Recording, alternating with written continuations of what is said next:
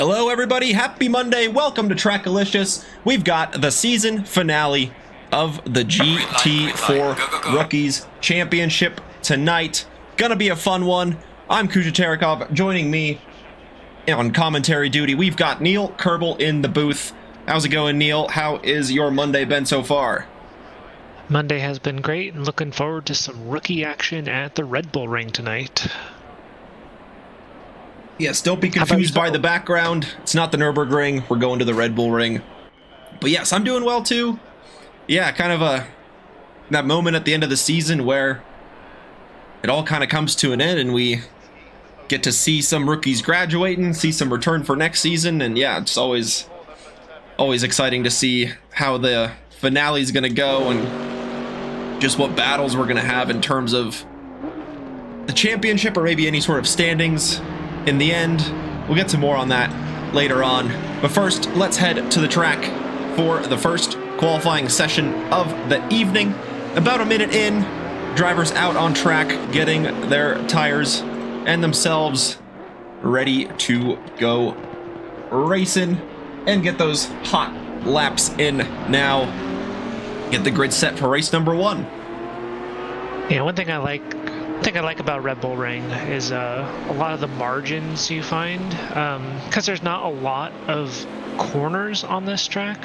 It's a lot of precision braking and throttle input, but you really only have to focus on turn 1, turn 3, and turn, I think it's 4, the downhill right-hander. But you usually see the margins between drivers on this track very, very small. So I'm curious to see how these rookies in these 22 Celsius degrees optimum condition track, what kind of lap times they're able to put down. Yeah, exactly. I think we're following along with Tony Gold, who's starting his first hot lap. Yeah, I think he was the first one across the line starting those hot laps in that 91 Coach Dave Academy. Aston Martin using all of the curb on the left-hand side to open up the corner. A tight turn at number 3. Or going back downhill into that corner Neil was talking about earlier at turn 4, the downhill braking zone, and then sweeping over to the right-hand side. It's very difficult to keep the grip. Yeah, a lot of times you want to get back on throttle much earlier than you should, and you can lose the rear end in that corner, so it just takes patience, getting the nose pointed exactly where you need it to go, and then just progressively getting back on throttle. And it looks like Tony Gold has some pretty good control over that Aston Martin as he's maneuvering it around now through, I think this is Worth Curve? And now he's coming up to turn 9, Rent. This is another difficult corner. You want to go as wide as possible, sweep it around, and go as wide as possible on the exit, because you want to maximize as much speed as you can carry through this downhill right-hander for the penultimate corner. Be careful of the inside corner, as it can bounce the car. And it looks like he puts up the first time on the board, 1:37.3. 37.3 on the board from Tony Gold. Giancarlo Bottini, podium sitter from last week, on the board in second place, about a second off. Where will Chris Saunderson go in his number 18 Audi? And he's got Carabete not too far behind, and he goes up to fourth. Carabete splits Bottini and Gold about half a second off of provisional pole time.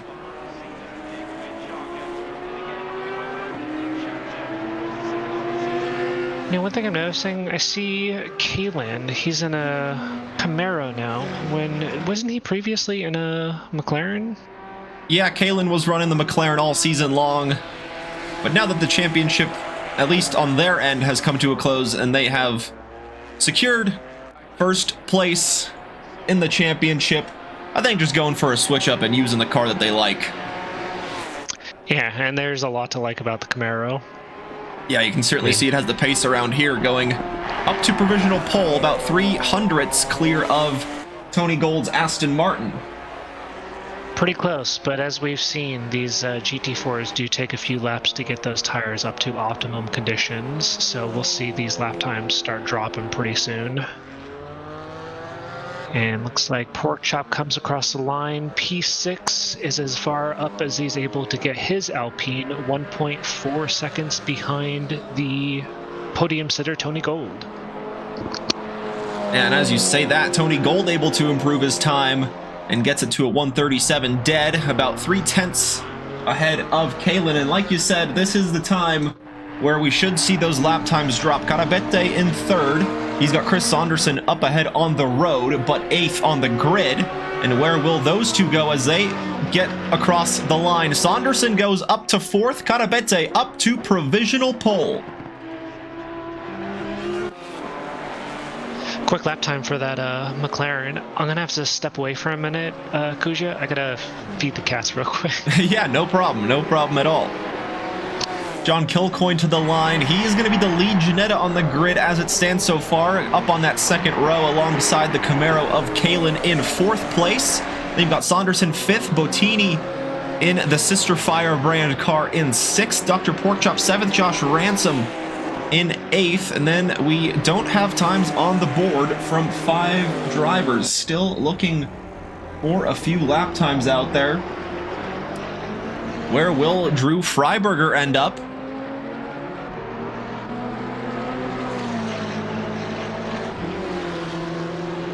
And exactly where will Drew end up? He's been sitting pretty high on the podium, has had some pretty unlucky races, I would say.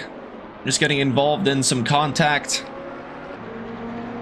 But certainly showing that he has the pace to be up at the front of this rookies field with the fun Rasta livery all season long.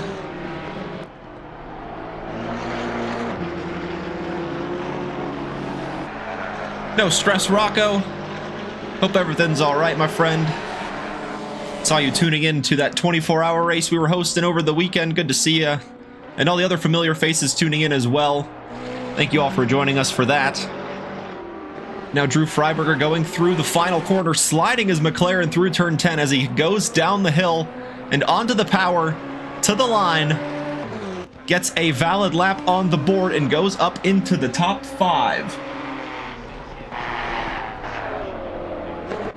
137.552 from the 419 McLaren. Dr. Porkchop looking for an improvement as he just begins Sector 3. The very quick turns at 7 and 8 before shooting up this little bit of a hill and going back down into 2 right-handers in a row. Turn 9 immediately followed by turn 10. You want to try and swing wide, but not too wide to where the track limits will come into play. And once again, through that corner, the GT4 is just drifting on through, trying to carry all of the speed that they can. And Porkchop takes that position away from Drew Freiberger and moves his Alpine up to 5th.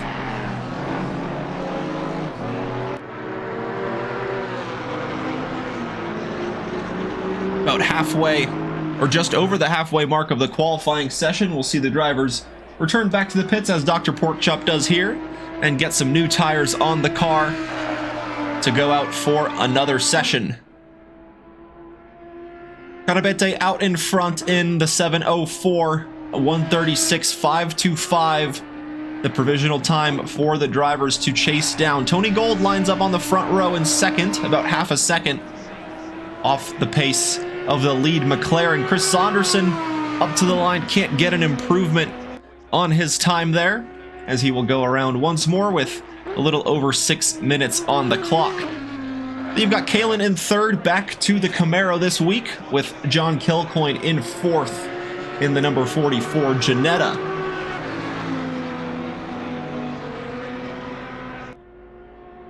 Then you got Dr. Porkchop in 5th, Drew Freiberger 6th.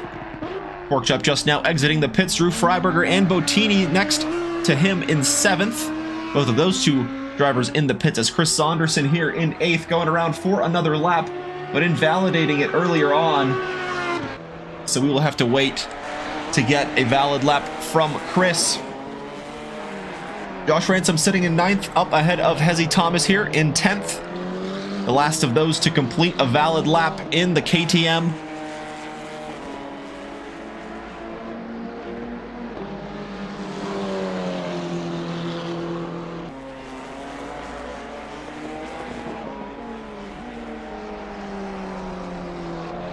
he heads back down the hill to close out Sector 2.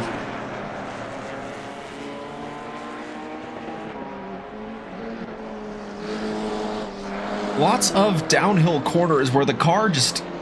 it's very tricky for the car to find the grip. Also fighting gravity in a lot of the corners. Not the story here through turn number 8. We're heading back up the hill and down quickly for turn number 9. Dab of the brakes, swinging the car in, and trying to replicate that into turn number 10.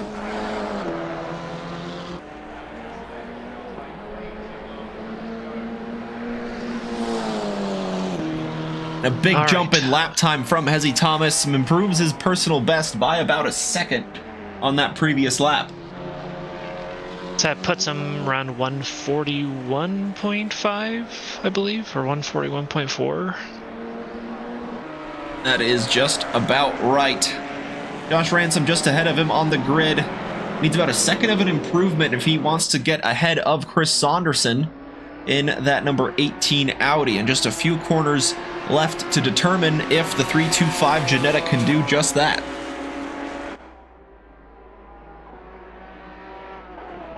You know, I'm curious about the 3 drivers, West Jones, Dutchy, and Konoko in pits, but they must have either like quali penalties or pit starts and just opting not to set a qualifying lap. Yeah, that could very well be the case here.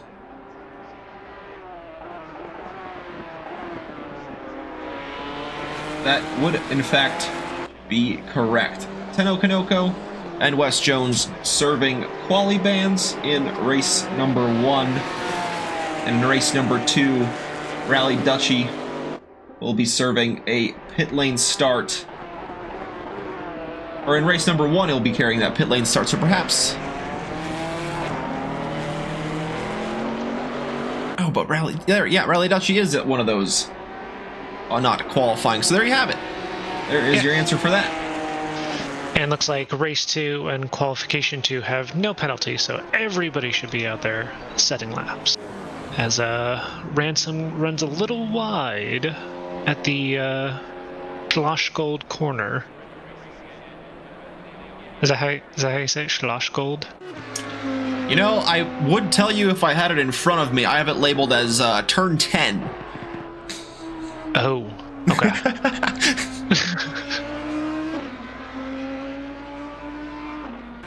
I think I'm looking at the map. It says turn 10 is called Red Bull Mobile, which I guess is a official partnership. Sponsor there. Yeah, I didn't know Red Bull had their own phone service. Yeah, I guess so. I guess that's what they're getting into, since there's a lot of new energy drinks entering the market. Red Bull venturing out into the world of cellular connection. I gotta branch out. Make some extreme cellular connections. Oh, and running wide on the exit of 9, entry of 10. That will invalidate the lap for Chris Saunderson. Should have one more lap. Just gotta make it a good one. Yeah, with Carabete in the pits, Freiberger and Bottini also in the pits, they will not be able to improve from their current positions. So it is up to those out on the track to try and find the time and change up the grid for the upcoming race. And let's see what Tony Gold is able to do. He's about 5/10 behind Carabete right now, and if he's able to make it, he can snag himself pole position since Carabete is in the pits. Yeah, Carabete not even a chance to improve here, with Tony Gold rounding out the final 2 corners at the Red Bull Ring. Lots of hills around this track, and it is a super fun track to drive around as well, as Tony Gold was out on an outlap here, so this will be his final flying lap attempt to try and close it down, and he invalidates it there. I think on the entry of the final corner, he might have swung wide and invalidated his next lap, so no improvements from any on the board just yet. You've got Tenno Kanoko up ahead of Chris Saunderson.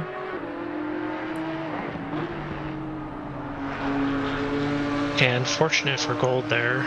Ooh, taking the long way around. Saunderson gets a nice slipstream, crosses the line.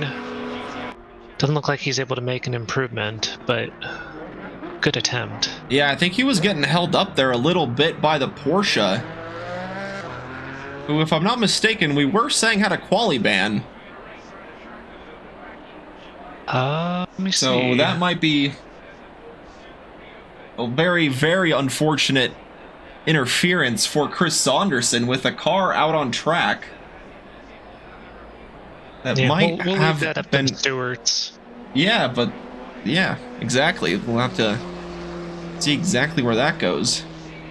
Hezzy Thomas, the last to complete a lap in the qualifying session, able to improve it and get his personal best at the end of the session there. Yeah, it looks like he improved about 2/10 on that final lap, so brings himself up to P10. Nice. Good start for Hezzy there in the top 10. Yeah.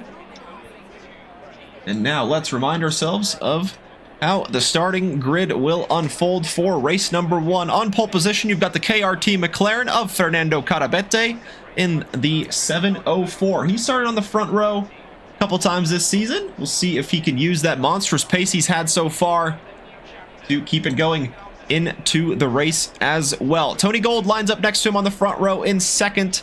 He's had some podiums to his name as well this season, so he knows how to finish well in the races. Lining up in the 91, Aston Martin with the Coach Dave Academy livery. The championship winner from this season, Akane Kalin, and the Stray Works 31 Camaro will start from third place. Next, you've got John Kilcoyne, the lead Ginetta on the grid in the 44 Firebrand.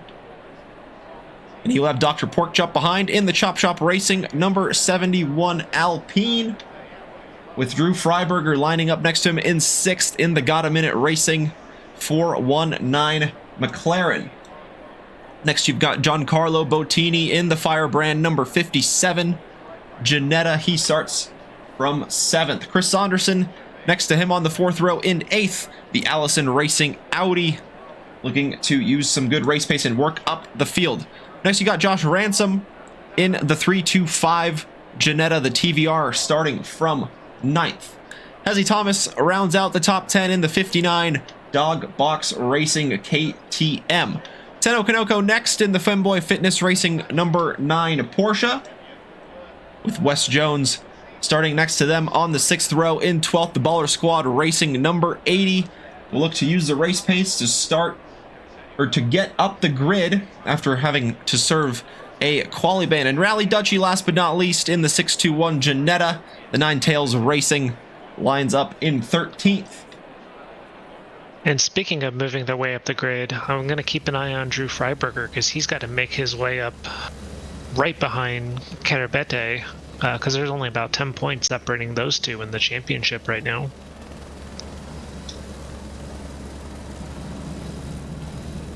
And speaking of that championship, let's take a look exactly at how that table looks. We've got Akane Kalin securing the championship win with 677 points. And like you said, Neil, there next, between Drew Freiberger in 2nd and Fernando Carabete in 3rd, there is just 10 points separating the two McLaren drivers. Wes Jones looking to get into the top 3. He's in 4th, about 30 points behind Drew Freiberger and 20 behind Carabete. Then Josh Ransom not too far off of him in his 325 Ginetta, with Dr. Porkchop in 6th. Then you've got Tolu Olojoyegbe unable to join this race this evening. He sits in 7th, with Alex Aguirre behind in 8th, Sir Koje in 9th, and Alice Nonahara currently sitting inside the top 10 in the championship. But with 2 races to go, lots of points on offer. Still, anything can change after this evening. You are correct. lots can change, especially in a rookies race. So we'll keep an eye on track, keep you all appraised of what's going on and how these rookies fare on the difficult turny track of Red Bull Ring. Yeah, indeed. Second through sixth is fairly close. I think it was, what, about 40 or 50 points from second to sixth? And I think a race win is worth 40 points, if I'm not mistaken. 60. Even more. So still lots absolutely to play for here to mix up the championship and see where the grid will end up. Yeah, actually only 60 points separates P2 from P6. So a lot can happen with 60 points on the line for first place and 5 points difference between the top three. Could see some change-ups happening. Absolutely. It looks like Carabete is weaving back and forth, getting some tire into their tire, or not some tire into their tires, some heat into their tires on the on the opening formation lap. You know, it always helps to have some tires in your tires.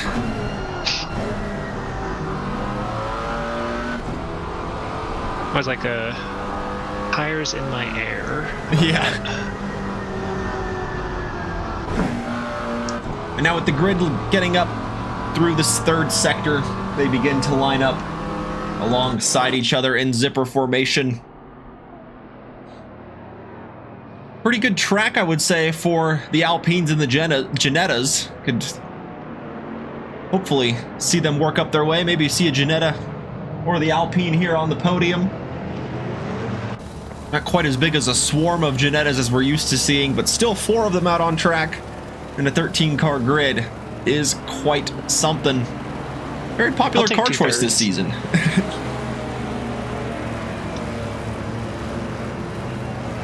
And so the grid rounding out the final corner, getting themselves ready for the race start.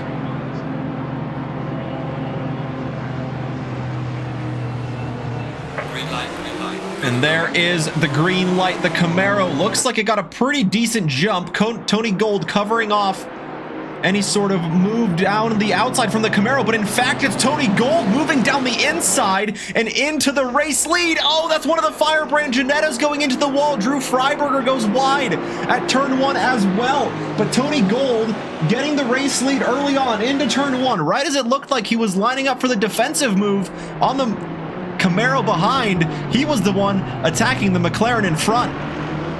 And now we're going to see the McLaren under the attack of the Kalen and the Camaro. Just a long, lengthy run down to turn 4 where both cars will be able to stretch their legs. And looks like Akane Kalen is taking the long way around and is going for a switchback. Yeah, he sure is. And they're side by side going down the hill, entering turn number 5. Carabete has the inside. There's going to need to be a lot of grip. Oh, there's contact between the Alpine of Porkchop and the Ginetta of Kilcoin, but somehow Kilcoin keeping that Ginetta pointed in the correct direction. Yeah, it's hard to tell just in the background. I'm so focused on Camaro and McLaren fighting one another, and you could just barely see Kilcoin like almost sideways through the corner. Surprising that they're able to keep it.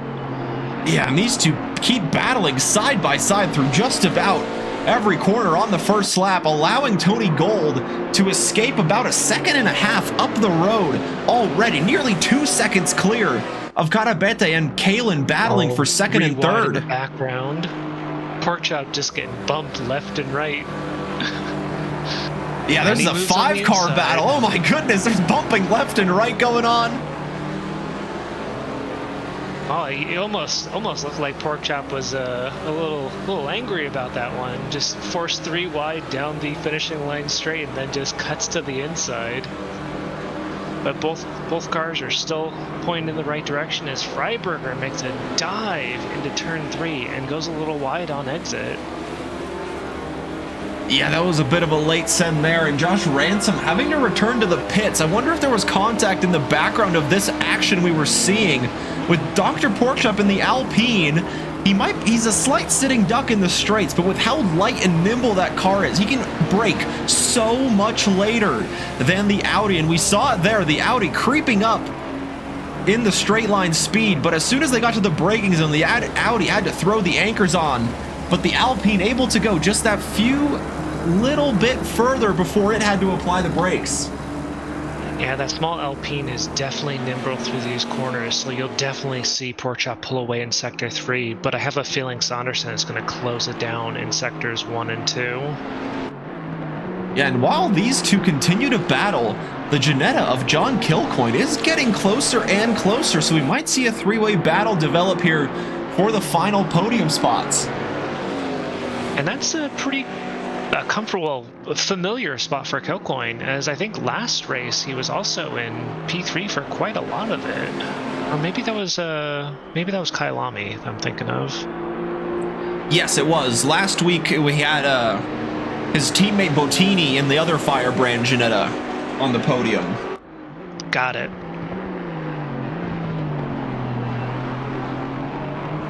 And Kalen trying to move up the inside, isn't going to have the speed to keep up with the McLaren in the straight line. Oh, that's Porkchop in the background, and I believe that's Rally Dutchy as well in the 621 off at turn 3. Just caught a glimpse of that in the background. Yeah, it's so hard to take away from this battle here. Sorry, go right ahead.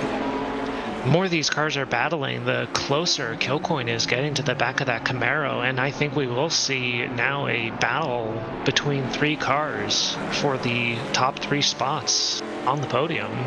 But it looks like as these cars battle, Tony Gold is able to stretch that Aston Martin's legs and just run away with it. Yeah, nearly a 3-second lead for the 91 Aston in the lead.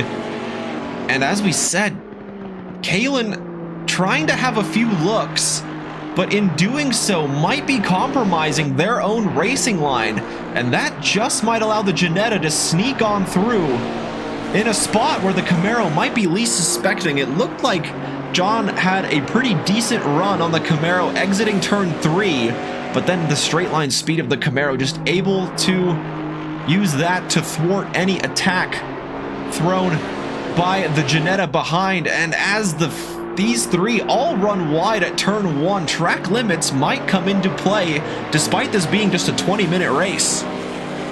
Yeah, it's not difficult to pull a drive-through at Red Bull Ring, because going wide in turn 1 is pretty easy to do. Oh no! Takes a lot of curb as the Camaro does, cuts down the inside, and is now going to go side by side. Well, I was going to say side by side, but looks like he's able to pull ahead in this downhill straight towards turn 3.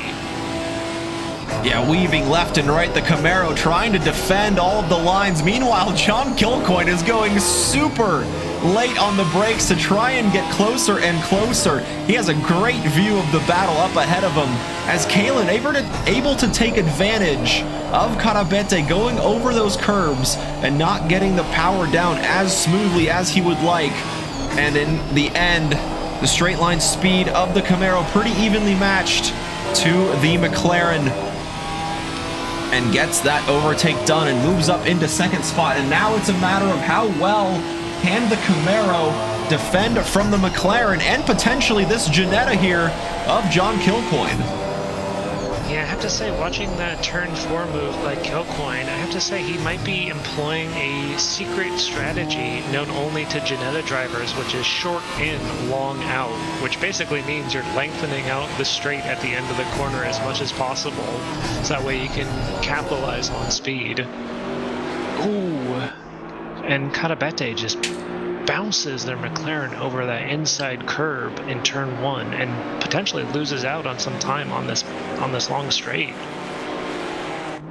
Yeah, it looks like there's front end damage on that McLaren, but it's looked like that since the start. I think that's the livery. There's like a yellow line on the front.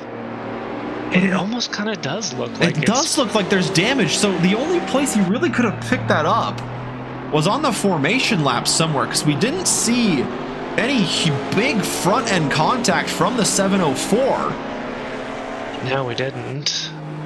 And no yellow flags on the formation lap either, so maybe this a challenge, like damaging your car. No, you can't do that. Taking a damaged car to yeah, from that camera race shot as they go over the curb, the front seemed very scratched up. I mean, they can pick up dirt and stuff on track. He may have gotten some scuff marks going side by side. Yeah, look at that. Yeah, it does look like it's flipped up. And it's bouncing on the under brakes as well. I wonder when he picked that up. Well, it couldn't have been a substantial hit, because like he's still in P3, right behind that Camaro.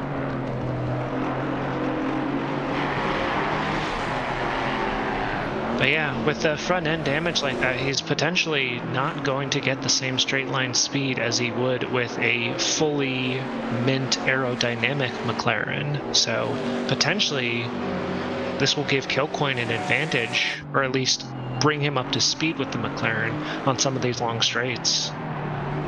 Yeah, I'm very curious as to when that got picked up, because during that formation lap, I was a little occupied reading the standings. I didn't really see what happened to the cars out on track. But all the battling between Kalin and Carapete has allowed Tony Gold to increase the gap to around 4.5 seconds. Now, can Kalin, with some clean air in front of that Camaro, Thank you, Xander. Yeah. Right? Okay. Yeah, okay. Yeah, see? Yeah. But the only thing that can give you damage on a formation lap are like walls. Like you can't. Yeah. Exactly. There's ghosting and stuff, so it's not like Le Mans Ultimate, for example, where if you're on the formation lap, if you try to go through the car in front, you're just going to hit them and ultimately damage both cars in the process. Yeah, here they ghost on the formation lap. And yeah, very, very interesting to see there, especially that early, picking it up that early on. Yeah, I thought there would be yellow flags too, but I didn't see yellow flags up at the top of the screen, so I'm still stumped as to where he got it. And it's not like the walls are necessarily that close to the track in a lot of areas. Now, for example, say Bathurst, where you take an apex a little bit too tight and then you hit the wall. There's a lot of room on the apex and on exit. So yeah, it's kind of very curious that. And as we're still pondering where the damage to Carapete's McLaren came from, we're following along with Kilcoyne now, who is chasing down Carapete and dropping that gap. It was 1.4 seconds, now it's down to 1. So and Carapete goes wide and loses out. Kilcoyne sneaks through, takes the position, and now he has to keep Carapete behind him. We'll see if sticking close to the bumper of that Ginetta gives Carapete some of the aerodynamic slipstream to bring that Macca back up to speed. Yeah, he'll certainly try and do just that. And Drew Freiberger getting involved in some battles early on. He's still remains in 5th place, needs to try and chase down Carapete and get ahead if he wants to get 2nd place in the championship. And Wes Jones has made up a lot of places. Starting from the back of the grid, he's up to 6th, about 4.8 seconds off of Drew Freiberger.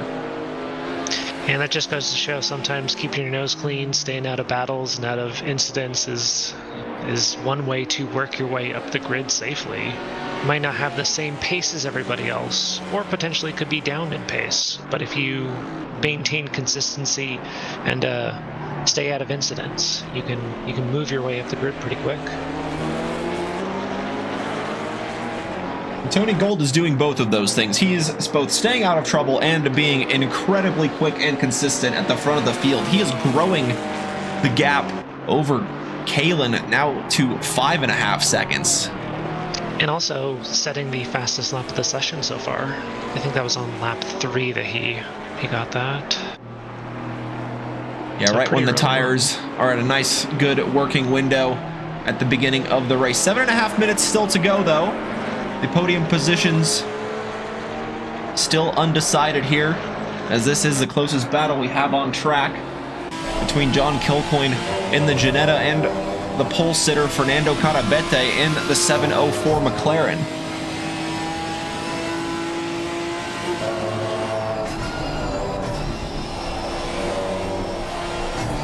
One thing to ask, when you're not like far away from the Ginetta, it doesn't sound as much like a B.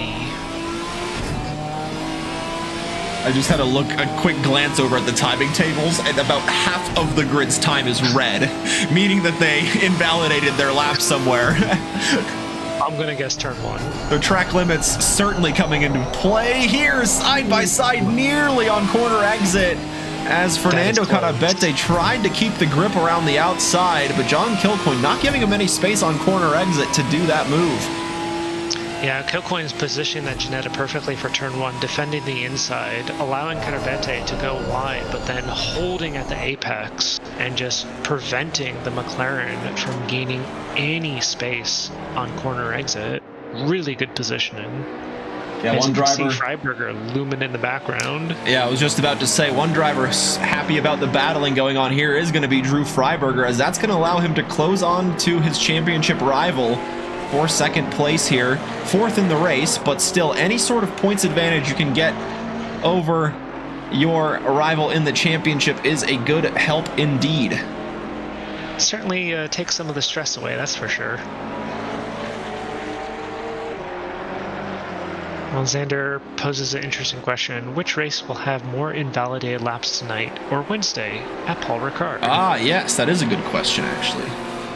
If we had a decent way of tracking actually, we'd have to wait for results to be posted. But if we had a decent way of tracking in the moment, I'm gonna guess Paul Ricard, only because I have a feeling there'll be a little bit more drivers in the multi-class, so more drivers, more invalidations. That's my theory. Make it a invalidations per driver stat to make it more rounded. Yeah. But yeah, we'll open up those betting lines as soon as possible. Scott Abete continuing to take the curbs really heavily in that McLaren and just slowing himself down in his efforts to try and chase down the car in front. I think Drew Freiberger may have made a bit of an error on his previous lap. Down about 1.5 seconds on his personal best. And so he is not as close as he would like, as you can see, yeah, visually there. Not as close as he was before. Yeah, it's now up to 5.4 seconds, where it was previously around 4. So yeah, must have made a miscalculation. My guess is probably in turn 10, as that's another bumpy corner for the McLaren to handle. You got to put the car precisely where it needs to be to, go over that curb or go through that corner without unsettling it too much. Yeah, we saw the McLarens almost drifting through that final corner to try and maximize their speed. And while that can be good for a qualifying lap, not the easiest and most consistent thing to do over a 20-minute race. Just under 4 minutes to go. We should see just about maybe 3 laps here, depending on when Tony Gold crosses the line. Yeah, we should see 3 laps remaining for the drivers to determine their positions in the race here. Tony Gold out in the lead, growing the gap lap by lap. It's now up to 7.5 seconds over Akane Kalin in the 31 Camaro this week, changing it up from the McLaren. Then you got John Kilcoyne in 3rd, rounding out the podium. Fernando Carabete here in 4th, trying to chase him down, but carrying a bit of damage to the front end of that pole-sitting McLaren. Then Drew Freiberger in 5th. Wes Jones, after starting from the back of the grid, making it all the way up to 6th place, and he is trying to chase down Drew Freiberger, as he is not too far behind the McLaren in the championship as well. Dr. Porkchop next in 7th place in the Alpine, as he is also sitting in a good top 10 position in the championship. Then you've got podium sitter from last week, Giancarlo Bottini in the 57, Ginetta in 8th, Rally Duchy in 9th, Hezzy Thomas rounding out the top 10. Then Chris Saunderson looking to close the gap to Hezzy Thomas and try and get that final top 10 position from the Ginetta, and he is close as you can see really here. Closing it in that braking zone. Oh yeah, 100%.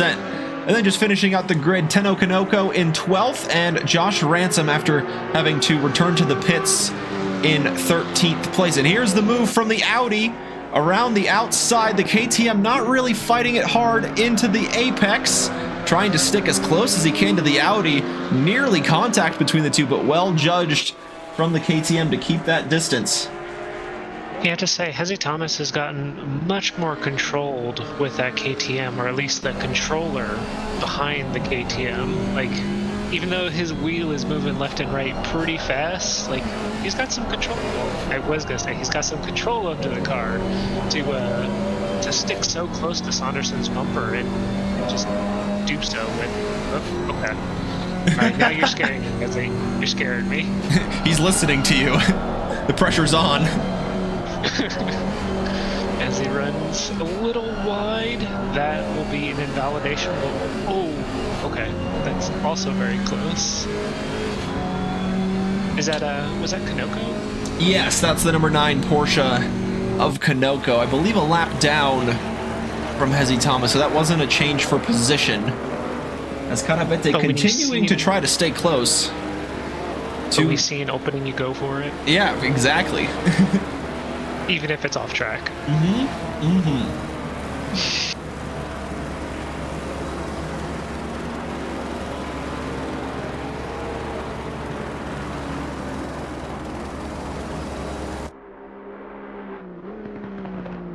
Tony Gold out in the lead, 9 seconds after just 19 minutes of running. It was quite an impressive feat. With all the cars battling behind, this is still quite a big gap for Tony Gold to run away with, as there is going to be just one lap left for our 13 drivers to get their finishing positions sorted. Gap growing between Kalen and John Kilcoyne to 2.5 seconds, and it's a further 2.5 now to Fernando Carabete. But Wes Jones is trying to get that final top 5 position from Drew Freiberger. He's closed the gap to within 1.5 seconds. And now on the final lap, can he challenge the 419 in front for that position? Good exit by Wes Jones in turn 1. He should be able to close down the gap even more on this long run up to turn 3 Remus. So we'll keep an eye on this battle.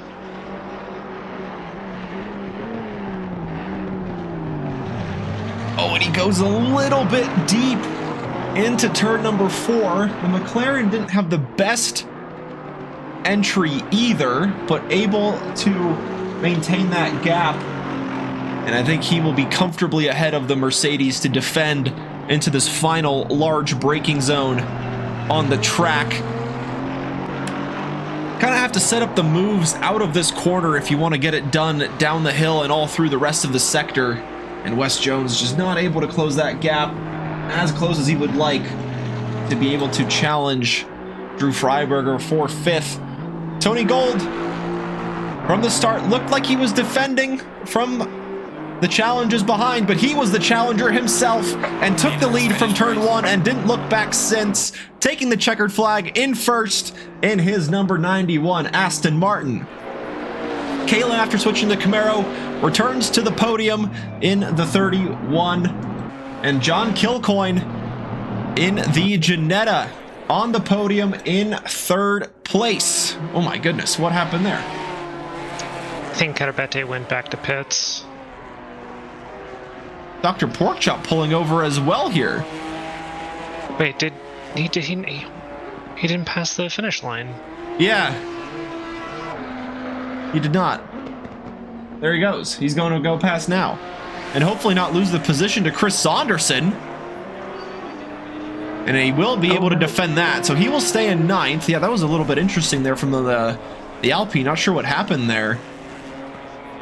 So Carabete 4th, Freiberger 5th. Wes Jones gets that gap down to within 1 second to take 6th. Bottini in 7th. Dutchy 8th. Porkchop 9th. Chris Saunderson 10th. Hezi Thomas in 11th. Tenno Kanoko 12th. Josh Ransom in 13th.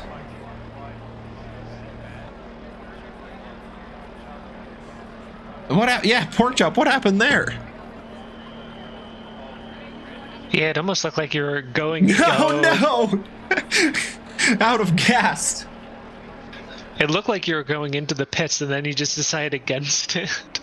Yeah, he's like, you know what? I'm going downhill enough. I think I can use gravity the rest of the way here. Yeah, plenty of momentum left in that Alpine. I'll just let it keep going. You know, Akane, we're asking ourselves the same thing. It just seemed like there was just front-end damage to the front of that McLaren from the formation lap. Chat even picking up on it as well. Yeah, we have to probably look back at the replay and see what happened, because if it happened, we didn't see it. And if it was on screen, we simply weren't paying attention to it.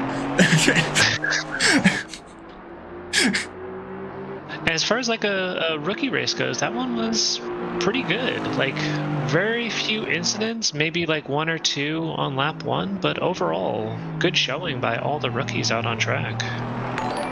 Yeah, not bad at all. And Coco Krusty with a rate of 27.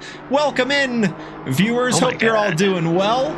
You join us for our second qualifying session of the GT4 Rookies season finale here at the Red Bull Ring.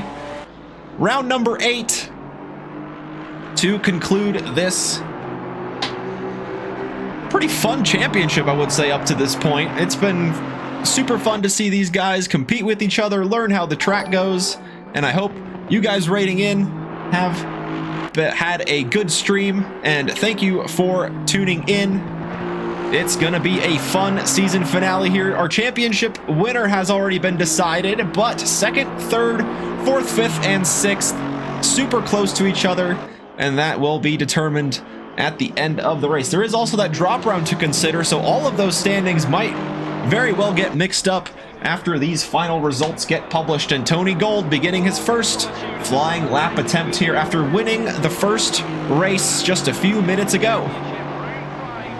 Yeah, from a amazing move at the beginning of race 1 into turn 1, Tony Gold has shown exceptional pace and car control throughout the race so far. So we'll see if they're able to continue into race 2. Let's see where they're able to do. Yeah, there were some really close qualifying times as well, and great battles all throughout the top 3. From the Ginetta of John Kilcoyne getting involved in the mix, and Kalen in that Camaro, just showing why they have the championship to their name.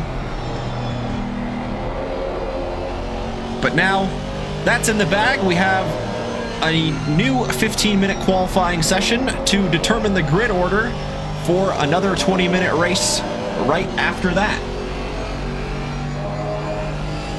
And we're currently riding along with Tony Gold, who I think is the leader of the outlap. Well, not outlap, but the first hot lap. I think this is their first hot lap. So we'll see when they come across the line. Although they may have invalidated. No, that's still look good. Yeah, I'll have to wait and see exactly what happens. And he crosses the line. It was, in fact, an invalid lap. First lap on the board goes to Giancarlo Bottini in the Firebrand Ginetta. 138.450. It's going to be the time for our drivers to chase down. Akane Kalen finds themselves in a bit of clean air here. Pretty much nobody ahead or behind. Good place to be in qualifying. Oh, 100%, as we just have times from Wes Jones. Drew Freiberger now getting on the board at 137.817. Track conditions a little bit warmer than we saw in the first qualifying session. How will that change those lap times? I think we'll see pretty similar lap times to this session. I don't think the temperature change is too drastic. But yeah, only time will tell. Looks like Freiberger sets the fastest time with a 137.8, but opts to go into the pits. Maybe change tires, recoup, collect, maybe get a zesty beverage. That looked invalid. Yeah, you never know what it takes for these drivers to get prepped and ready. And it was, in fact, invalid from Akane. The championship winner going around for the final round here at the Red Bull Ring.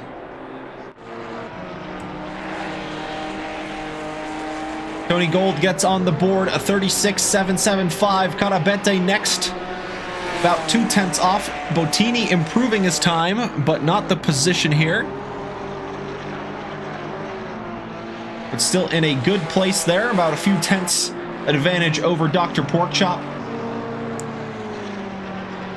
And looks like we have a new podium sitter, Tony Gold, setting a 136.7, leading the pack. With Carabete only about 0.2 behind, so we'll see if they're able to close that down even further. Yeah, the GT4s don't have any tire blankets, so the tires are ice cold coming out of the pits, and it takes usually a couple laps for them to get up to temperature and pressure for the correct operating window. So we might, like you said, just have to wait a few laps to see some truly representative times. But Tony Gold already getting into the 36s as we did in the first qualifying session. Chris Saunderson goes all the way up to third, about a second off of Tony Gold's time at the front.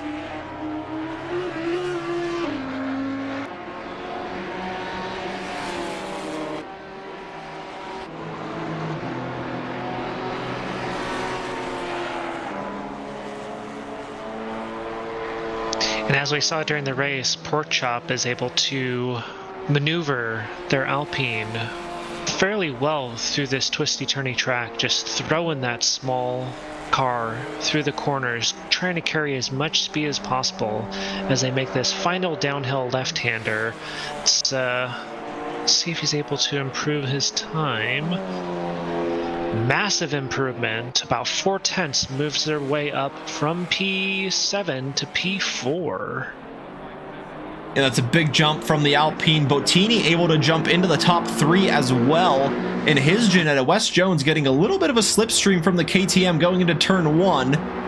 We'll see if that in fact helps or slows him down going into the next part. Carabete takes provisional pole by about 0.06 of a second over Tony Gold, and we saw that in the first race with the Carabete ahead of Tony Gold, but he was able to get the race lead and didn't look back after turn 1. And Wes Jones and Hezi Thomas are having a little bit of a race here in the qualifying session. Yeah, they're practicing their lines for the race. Yeah, never a bad idea. Hello, everybody watching along. Hello, Eric, Claire, Ophelia. Welcome in. Hope you guys are having a good Monday so far. And welcome to the Raiders. Happy to have you here at Tracklicious for the season finale of the rookies. 7 minutes left in the last qualifying session of the season. And Carabete leading the way so far. 36.712, the time to chase. Tony Gold just a few hundredths off of that time, with Bottini in third, Dr. Porkchop in fourth, Chris Saunderson fifth, Drew Freiberger sixth, Wes Jones is next in seventh, John Kilcoyne, podium sitter from race 1, currently sitting in 8th place. Hezi Thomas going wide at turn number 9. That will be an invalidation for him on this go around. Then John Kilcoyne in 9th, Tenno Kanoko rounds out the top 10, and Hezi Thomas in 11th. The last of those drivers able to set a valid lap in the session so far. Yeah, looks like we're still struggling with invalidations around here. So Rally Dutchy and Akane Kalin really need to put it together. They got about 6 minutes left to set a valid lap on this track. Yeah, still some time on the board, but like we said, it takes a few laps to get those tires up to temperature.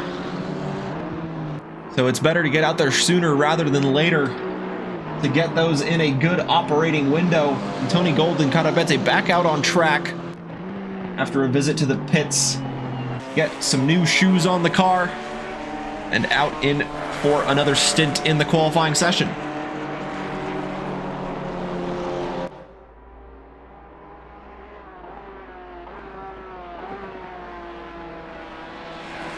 Okay, see, when we're in this camera view, the Ginetta sounds like a B. It does. Bottini returning back to the pits here, electing to go the long way around through the pit lane rather than just escaping to the pits, but much respect to that. Dr. Porkchop takes his position in the top 3, moves up past Bottini by about 1/10.5. Pulls off to the side and is probably going to go back to pits, and as you said, maybe put on some new shoes and try it all over again. Amazing pace from that Alpine.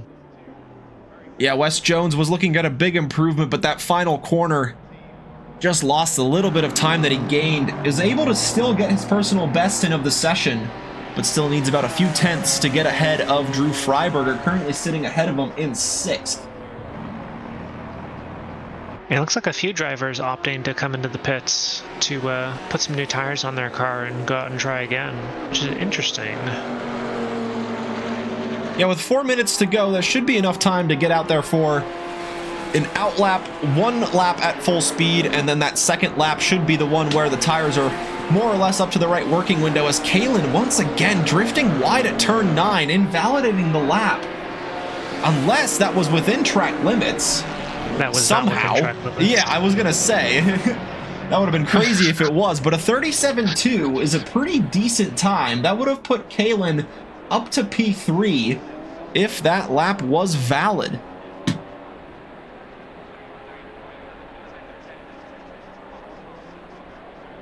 And Chris Saunderson takes that P3 position away from Dr. Porkchop in the Alpine. So the number 18 Audi taking that final podium, or final, not podium position yet, but final spot in the top 3 on the grid. How about we just call them quali podiums? Quali podiums, yes. You don't get a trophy, you just get an award. You get a mention. Yeah. But yeah, we saw Saunderson and Porkchop battling in race 1, so great to see them starting next to one another in race 2 if these standings remain the same way, as drivers have about 2.5 minutes left, which is probably 1 more lap, 1 or 2 more laps if you're just finishing up now. And unfortunately, there the Ginetta running wide, falling victim to the track limits at turn 9 like so many other drivers have. And John Kilcoyne trying to move up the standings. He finished on the podium in race number 1, but just can't quite put that qualifying lap together just yet. Was looking at a pretty big improvement on that last one before the track limits cut his progress short. Rally Duchy on for their personal best in the 621 Ginetta, still looking for a few hundredths and not able to get it here, as running deep into turn 1 and going back to the pits is Rally Duchy. Yeah, and Strayworks, he could be potentially playing around, throwing that Camaro around the track. As we all know, it is 6 lanes wide.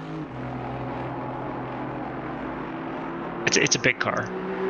It is a big car. A lot bigger than the Alpine per se, or the Ginetta. KTM, another one of those kind of small chassis. Thinking like put the Alpine in the passenger seat of the Camaro. Yeah, it would certainly fit. And Tony Gold trying to steal that top spot away from Carabete. Just has 1 flying lap left to do so, as he wasn't able to get an improvement on that last lap. Hezzy Thomas, though, gets a big jump on his personal best, gets into the 140s, a 140.435, and invalidating it at turn 1. So that is the session done for the KTM. You know where I think some of these drivers may be struggling with this track is in between turn 9 and turn 10. If you go wide during qualifying, the game will usually invalidate your next lap as well, which may explain why we saw a lot of drivers coming into the pits putting on new tires, because it pretty much just invalidates your next lap, which is kind of unfortunate. But I guess there's a few tracks that have that. If I'm not mistaken, it's just a matter of exit speed. If the game judges your exit speed to be a little bit too high, then it'll invalidate your next flying lap attempt. Yep. Yeah, there are a few tracks that do that. Just to prevent like maximizing straight line speed during qualifying. Like you invalidate one lap to gain an advantage in the next. So Tony Gold unable to improve there in the final sector. He will line up in second unless the rest of the grid is able to find improvements. Wes Jones looking for that improvement, but he is coming up to the Porsche of Vladimir Beluga. I think it's a late entry to this race tonight. Both of them going wide. Ooh. And Wes Jones losing their rear end and sending themselves into a wall.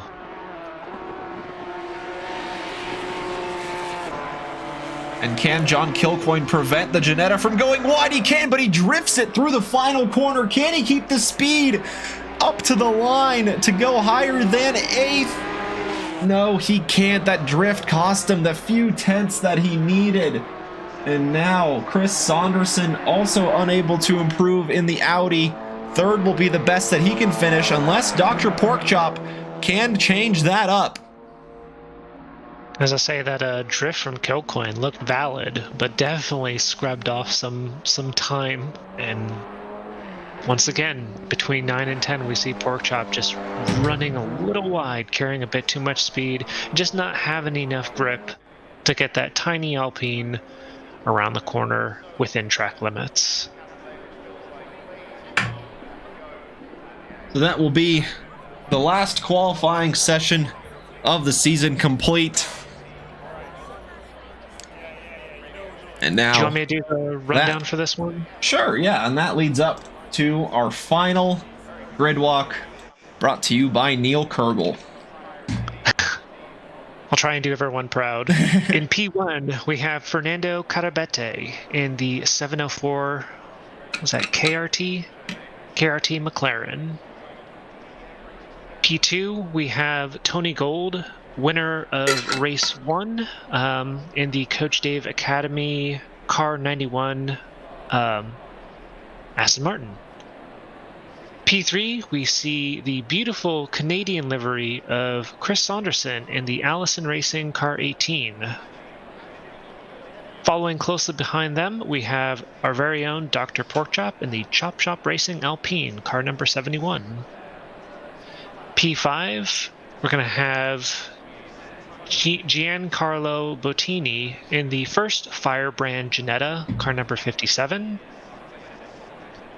Closely followed by Drew Freiberger from the Got a Minute Racing 419 McLaren. Wes Jones is going to be sticking close to the back of Drew Freiberger in the Baller Squad Racing AMG, car number 80. P8 is going to be John Kilcoyne, another Firebrand Ginetta on track, car number 44 starting in P8. P9, we have our third Ginetta. This is going to be Josh Ransom, car TVR number 325. Rally Dutchy rounds off our Ginetta grid in the Ninetail Racing number 621. Hezzy Thomas, the Controller Warrior, in the Dog Box Racing KTM, car number 59, starts in P11. P12 is Tenno Kanoko from the Femboy Fitness Racing, the first Porsche in our grid, car number 9. Kane Kalin is going to start in P13, a little out of position from what we've seen from him in the past, but potentially going to work his way through the grid for the last rookies race of tonight, or actually of the season. And then in P14, we have Vladimir Beluga in the Beluga Racing Team Porsche, car number 5. And that is our grid for the final race of the Rookies Series here at Red Bull Ring.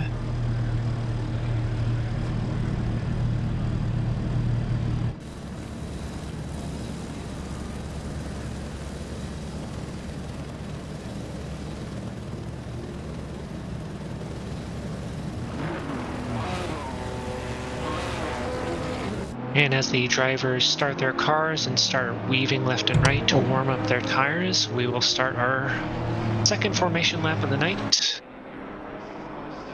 Are you talking, Kushner? Oh yeah, it's getting underway here.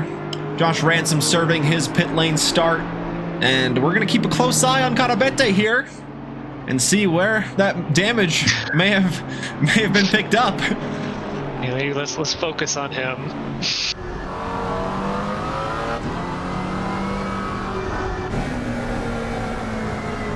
Yeah, because he had the pole last time, and then coming up to the grid, there was a bit of damage on that front end. And yes, I don't know, Texas Hula, you tell me what Drew's into without telling me what Drew's into. I mean, it's very hard to tell. Maybe prime colors? Yeah, that's what it is. Yep. Even though I think green isn't. Green's not a prime color, is it? No, green's not prime color. Well, he's 2 for 3 on prime colors. Yeah, yeah. He likes red, yellow, and green. How about that? Mm-hmm. That's just the altered Canadian flag, right? Those are maple leafs. It's a festive maple leaf. Hold on, we're losing focus. Carabete might have damaged their car already. Oh no.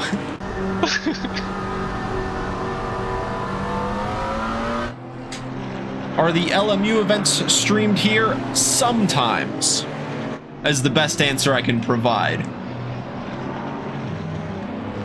It just kind of depends on the availability of the commentators. But I would say about half of them do, half of them don't.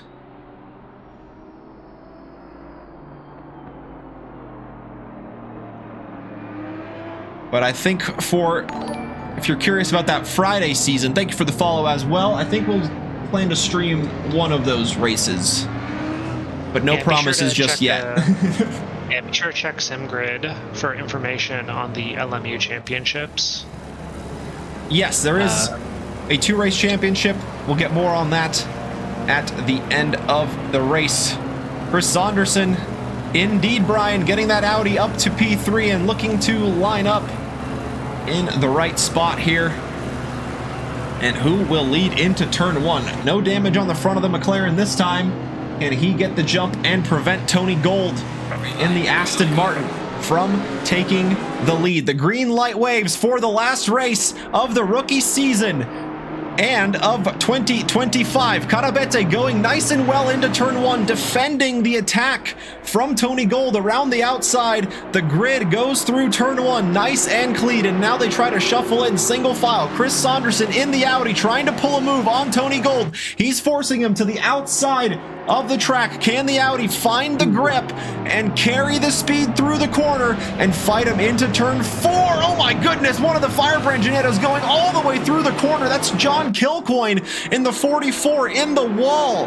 That looked pretty sketchy there. I wonder if there was a brake failure there going the Genetta's way. Meanwhile, in all of this, Chris Saunderson moves up into second, and Bottini is now challenging Tony Gold for that final podium position. And in fact, it's Dr. Porkchop who might slip through the pair of them. Another three-wide situation for Porkchop now. He's on the outside of corner 7, and they're both tucking in behind Tony Gold now as they make their way through these twisty corners. Yeah, let's pick up a helicopter cam of this action.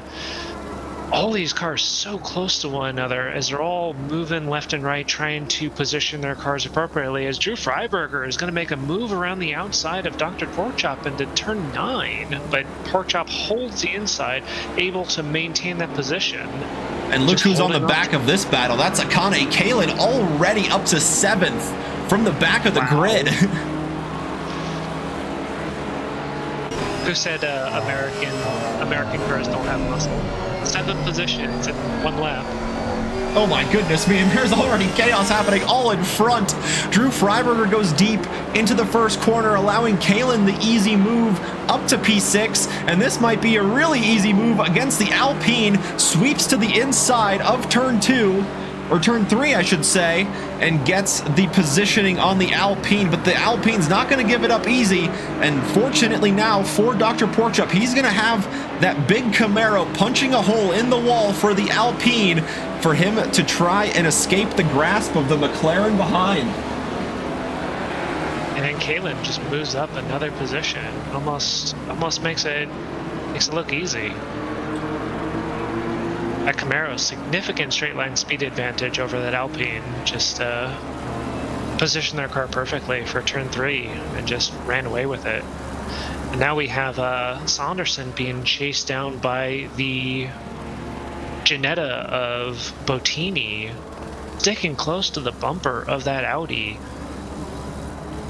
Yeah, so somewhere on that previous lap, Tony Gold got through both of them as well after he lost out on his second place start a little bit early on, and now the battle here picking up for that final podium position. Chris Saunderson defending from Giancarlo Bottini, but he's gonna have, guess who, Akane Kalen for company, not too far off, already in the top 5 after 2 laps of racing, and looking to get on the podium.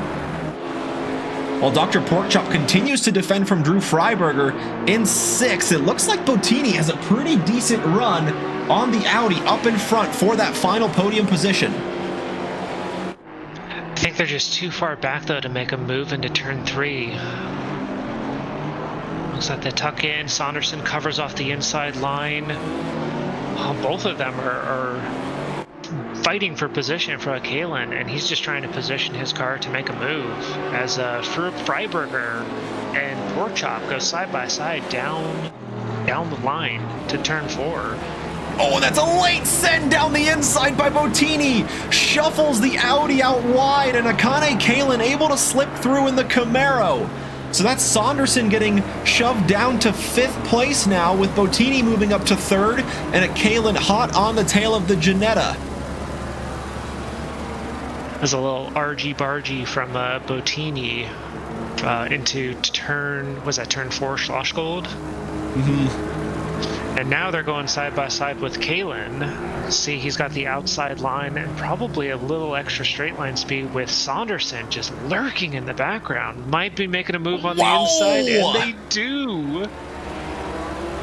Late move from the Audi, gets ahead of the Camaro, almost got ahead of 2 cars in one corner there, but able to, at least for now, maintain the position ahead of the Camaro, but that might change going into the braking zone of turn 1. That was a late send from the Audi, but he gets it done. Akane Kalen lining up the exit, going up the hill into turn number 2. Drew Freiberger into the wall on the exit of turn 1 there as he was battling with Rally Dutchy for position.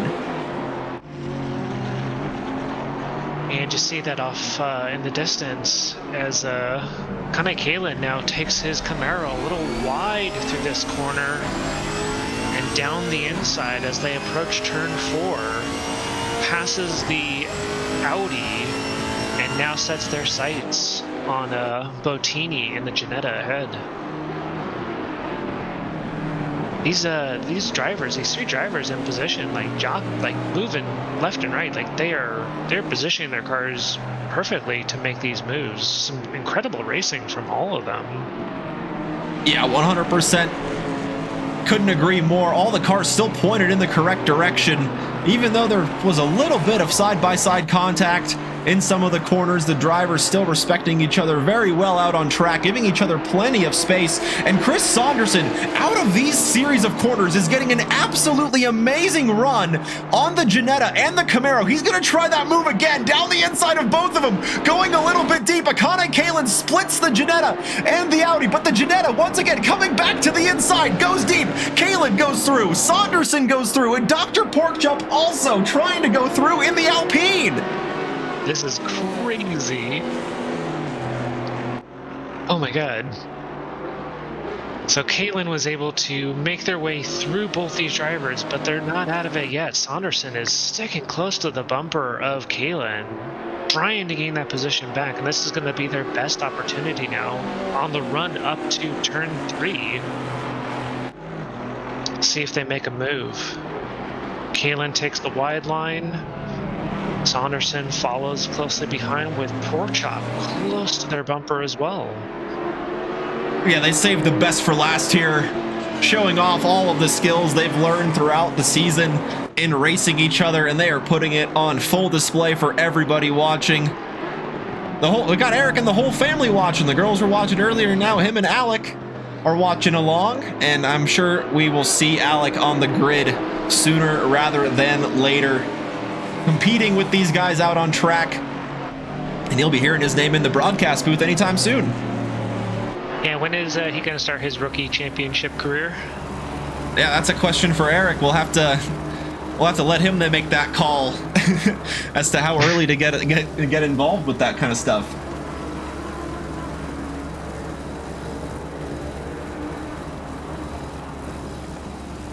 The racing continues on. So many battles. Wes Jones not too far off in that 80 AMG as well, just lurking in 7th place. And just hoping to pick up on any scraps that may appear out in front of him here. Looks like Bottini is going to make a move around the outside as Porkchop defends the inside into turn 1. Good defensive move by Porkchop, but now he's under threat from the Ginetta, who now is taking advantage of the slipstream from the Alpine, but I just don't... Ooh, okay, never mind. I was going to say, I don't think the Ginetta actually has the straight line speed, but it looks like they do. Going around the outside, Porkchop tries to do an over-under. And just tucks him behind. Now Porkchop with the slipstream coming down into turn 4. Might be too far back to make a move at this point. But good driving from both drivers. Yeah, I couldn't agree more. Again, Dr. Porkchop in that Alpine. He's going to fight back, though, with Bottini running wide into the gravel, slowing down the momentum of the Ginetta out of turn 4, gives the Alpine a bit of a possibility to fight for that position back around the outside of turn number 5. It's very tricky to make that stick, and going into 7, he's going to have the outside again, but if he can maintain it, he's going to have the inside for 8, and goes over the curbing perfectly there to stay out in 5th. Amazing car control from Porkchop there, going side by side through those corners, left and right, just able, ooh, and then a bump to the bumper of Porkchop into turn 9. Both cars back at it again. Now we have Wes Jones in the background as they move up the inside. We're at the halfway mark, keep pushing. Wow. Okay, so we're only halfway through, and unlike we saw in race 1, we still see pretty close margins between all these drivers. Carabete hasn't pulled away too much from Tony Gold, only about 3.2 seconds behind. Yeah, Tony Gold involved in some battles earlier on, slowing down his progress to chase down Carabete from the early stages. But now that he's got some clean air, that gap opened up to about 3 seconds, and it's kind of opening up a 10th or so here and there. We'll see if that Aston can find the pace over the now undamaged McLaren out at the front of the field. I just have, my eyes are constantly focused on the front of Carabete's McLaren. When will it flip up? Yeah, like now looking at it, it looks completely fine. It must have just been an incident we didn't catch on the formation lab.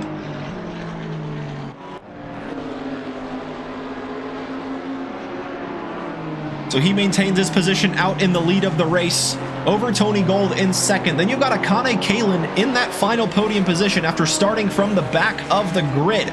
Chris Saunderson in 4th, keeping Kalin company though, within touching distance in the number 18 Audi, and in fact shaping up a move, as he's done plenty of times, into the inside of turn 9, but he's not quite close enough to send it there. Gonna have to line up for another opportunity, but nonetheless keeping Kalin company and very close in that final top 3. Then you've got Bottini rounding out the top 5. He is the lead Ginetta on the grid. Then Wes Jones in 6th, Dr. Porkchop in 7th, not too far behind the AMG. Rally Dutchy in 8th, battling with Drew Freiberger for position as he, in his mid-pack Mafia McLaren, is in 9th. Then Hezi Thomas, rounds out the top 10 with Josh Ransom starting from the pits, working his way through, trying to get that final top 10 position away. Then you've got Beluga in 12th and Tenno Kanoko in 13th. And as you're calling it out, Josh Ransom has a sight set on the KTM of Hezi Thomas as they go side by side now up into Remus. Hezi Thomas has the inside line, but I think Josh Ransom had the position, gives him a slight bump, tells that KTM to get moving. Yeah, he almost looked like he was lining up for the over-under, and just on corner exit, Hezi Thomas just put his car in the right spot to not allow that to happen. And we got another raid. Retrovex, welcome in. Hope you guys are doing well. Hope you guys had a good stream so far as you join us in for the last 7 minutes of the GT4 Rookies Winter Season. Round number 8 here at the Red Bull Ring. Coming to a close. The championship winner is Akane Kalin in that Camaro, currently sitting in 3rd. And it looks like with how things are shaping up at the moment, Karabete will be able to hang on to 2nd place in the championship, defending that from Drew Freiberger, who is in 9th place currently. But great showing from all drivers on track tonight. Exceptional racecraft from a lot of them. And they're not done just yet. As Hezi Thomas says, I'm not done. I want to still battle. Yeah, he certainly knows how to fight in that car, as there might be a change for the final podium position side by side through turn 3. The Camaro and the Audi. Oh no, there's contact between the Camaro and the Audi. Chris Saunderson and just taps the wall slightly, but able to avoid major damage to that Audi. Fantastic car control from Chris to hang on to that one. A nice little pirouette from Saunderson. That was all. I think that was 2. I think he spun around twice before he tapped the wall. And even then, that was just the lightest wall touches to the back right side of the car. It doesn't even look too bad. Yeah. It's all cosmetic damage. Yeah, as Xander points out, great save. Yeah, so full 720 from Sanderson. And keeps it pointed in the same direction. And only losing a few places in the process, still has a top 5 position. And agreed, good sportsmanship from Kalin to recognize that that tap was a little bit on their end and just stayed back and allowed Saunderson to carry on before moving on as well. Now has Porkchop to try and work through to get up into 6th and challenge the Audi one more time.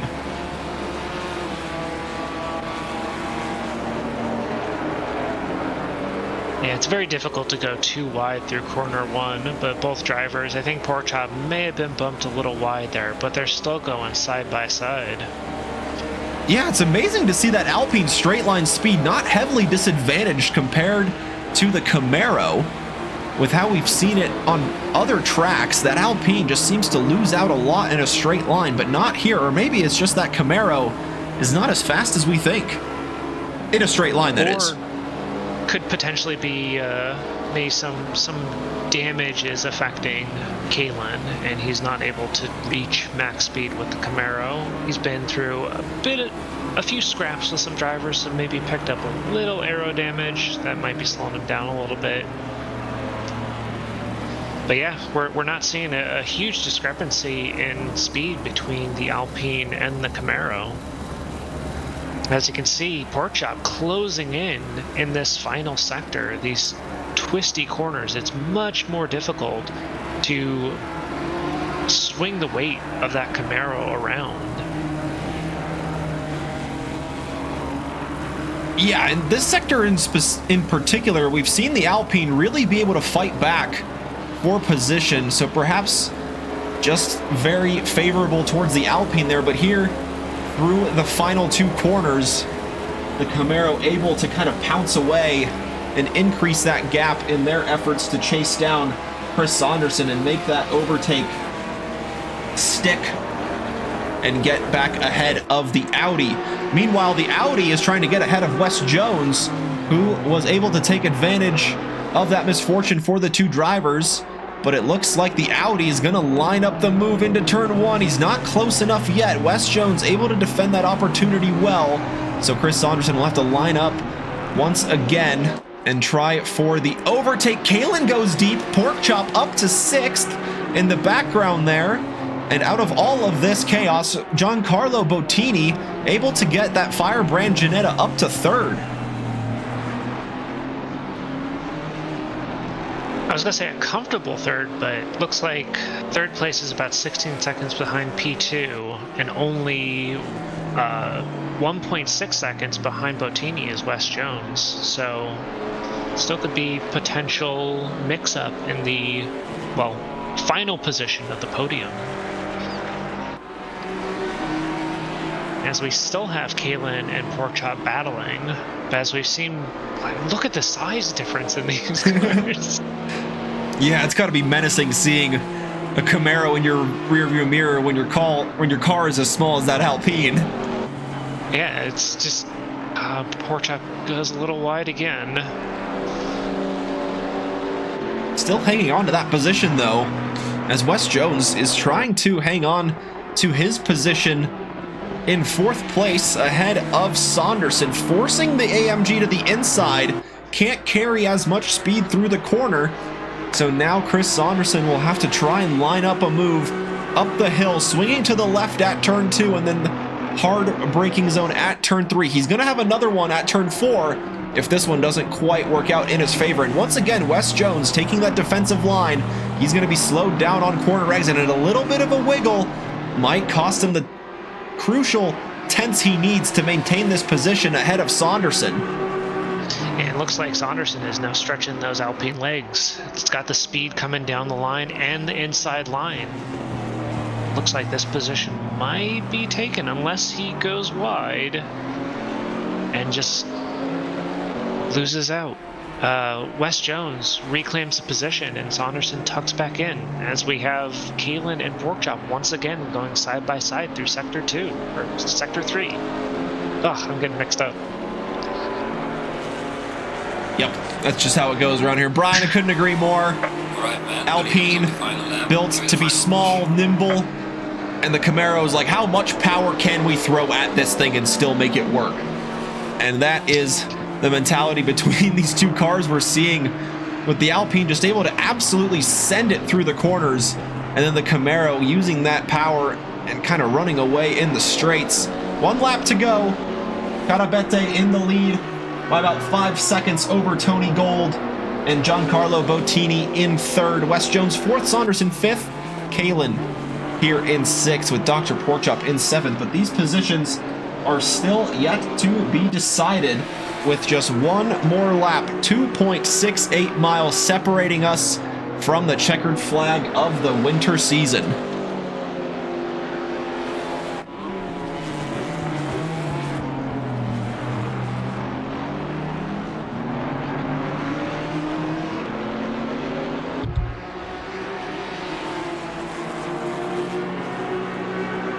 Porkchop not close enough to Kalen in the back there with Chris Saunderson after going into the gravel at this corner, losing precious time in his battle with Wes Jones to claim a top 4 position.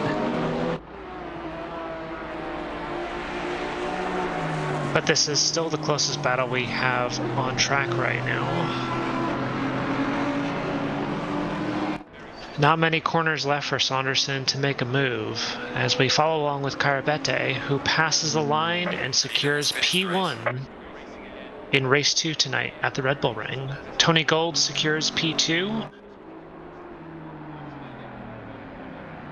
And there's quite a big gap here too. Giancarlo Bottini, lots of cars battling for this final podium position, but it is the second Firebrand Ginetta on the podium this evening. Number 57 comes across in 3rd. Wes Jones successfully defends the attack thrown by the Audi, with Chris Saunderson finishing behind in 5th. Kalen from the back of the grid up to 6th. Dr. Porkchop 7th Rally Duchy in 8th, and Drew Freiberger coming across the line here in 9th place.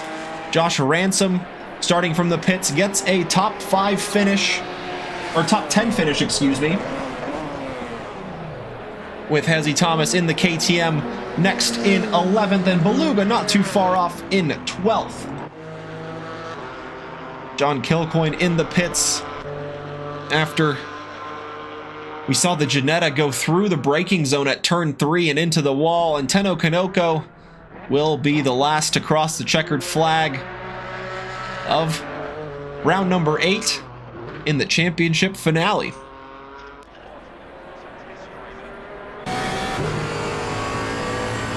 Fireworks off in the distance as we ride along with Kanoko as they cross the finish line and do some celebratory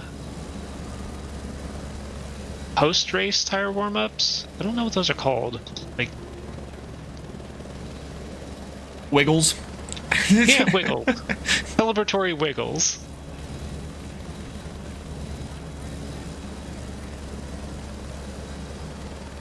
But great race from all the rookies and exceptional racecraft from all the drivers in that second race tonight. Like really putting on a show for us. Yeah, I couldn't agree more. It was super clean from start to finish. And as always, we'd love to invite our podium sitters into the green room for a quick chat of how your guys' race went on this evening.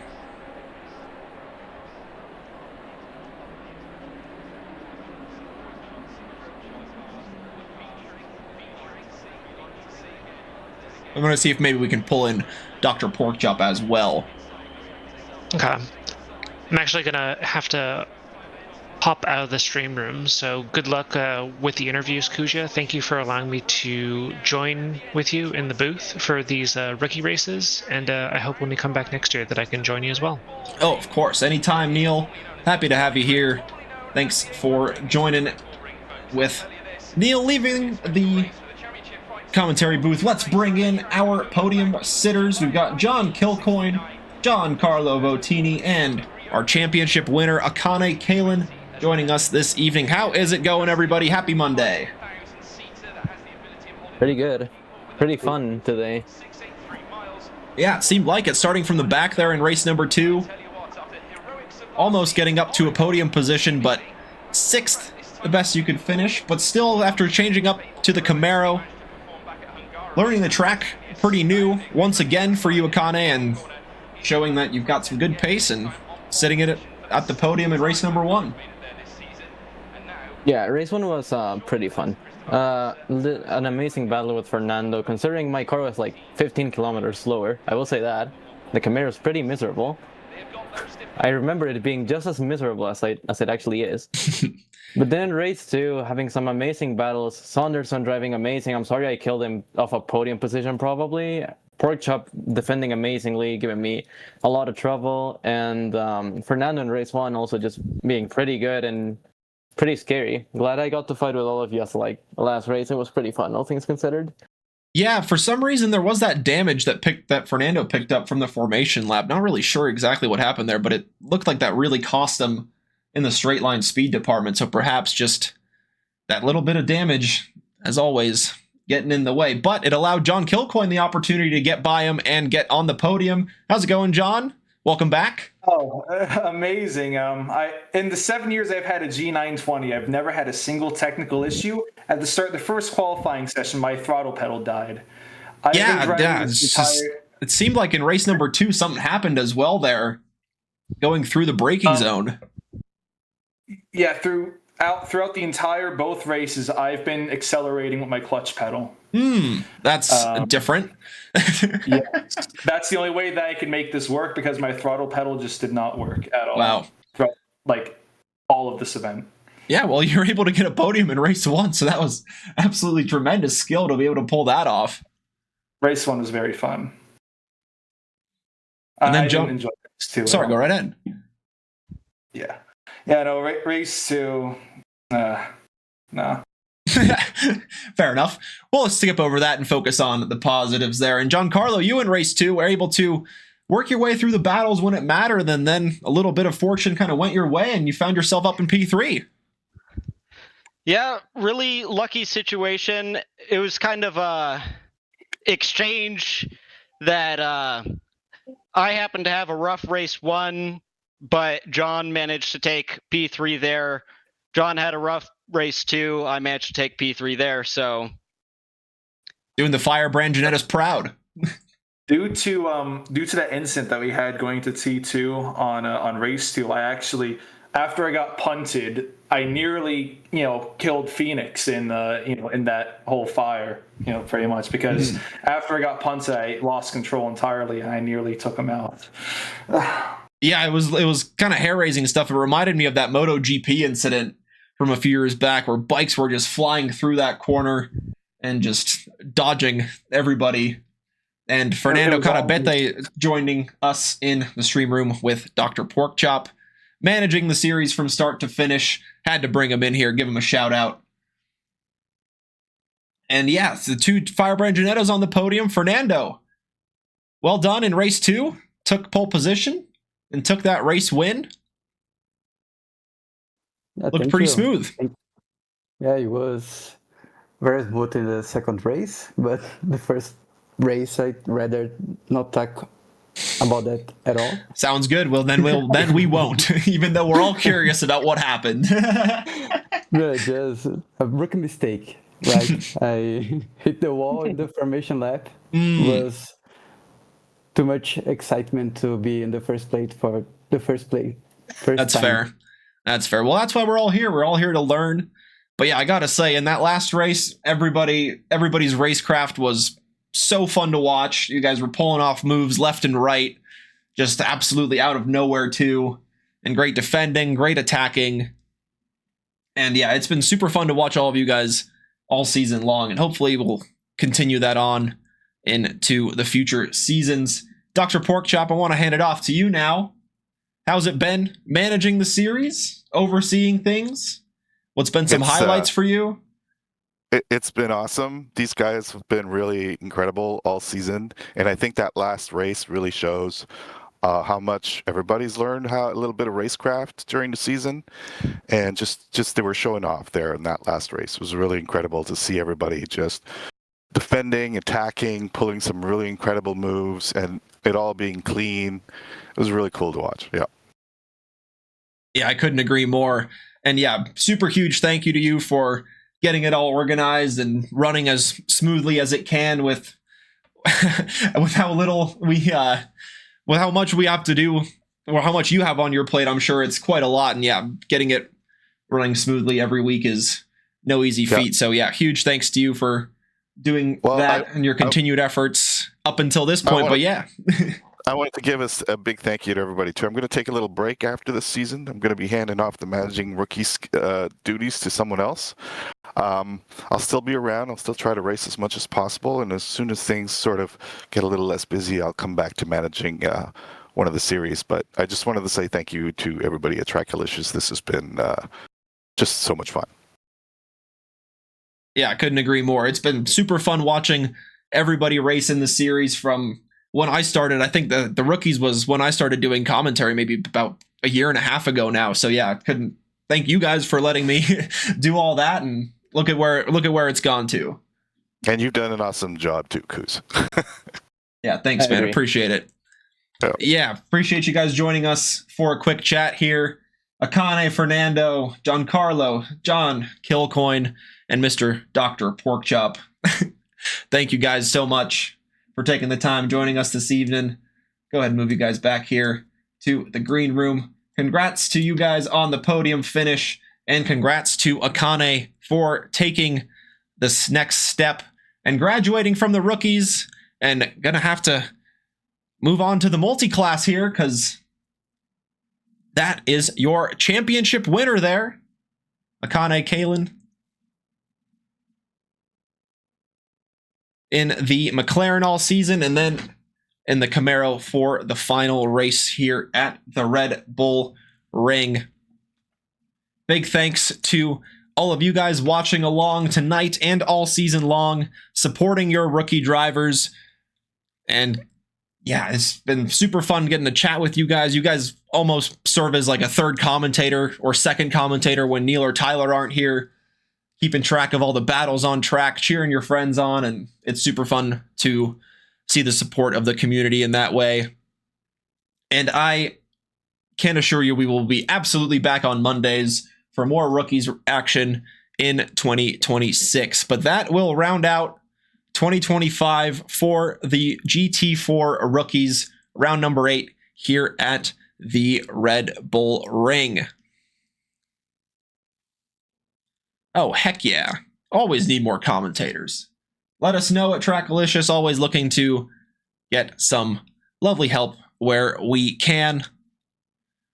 And yeah, I gotta say, yeah, huge thanks for letting me stream this all to you guys. It's a bunch of fun watching the racing go on and kind of learning how to commentate on everything. Yeah, it's been a super fun experience from start to finish and not looking to end anytime soon.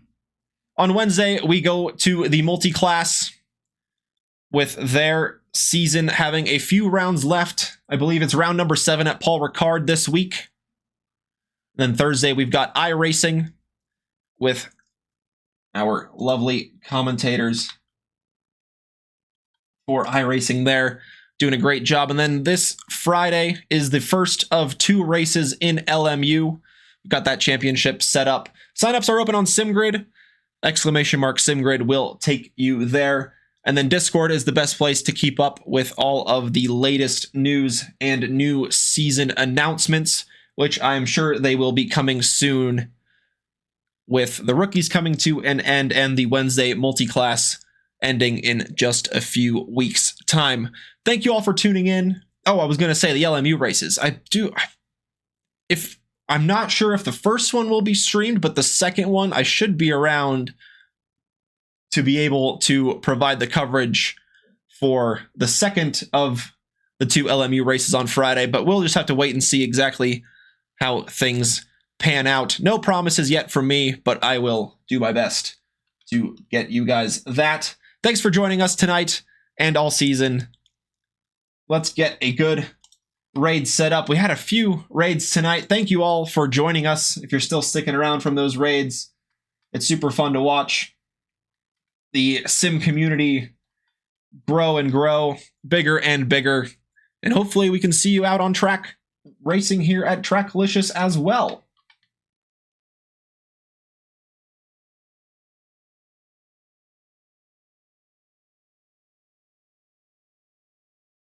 So yeah, lots to offer. ACC, LMU, iRacing. Bunch of special fun events. Draft and drive series here and there. In real life swaps with wives, friends, brothers, sisters. Stuff like that. If you want to get involved, please do. Always happy to have a big grid.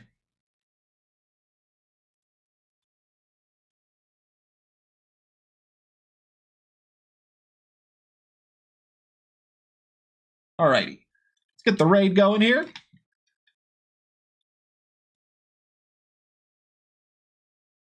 Mr. Brendan Hyperstar doing some iRacing.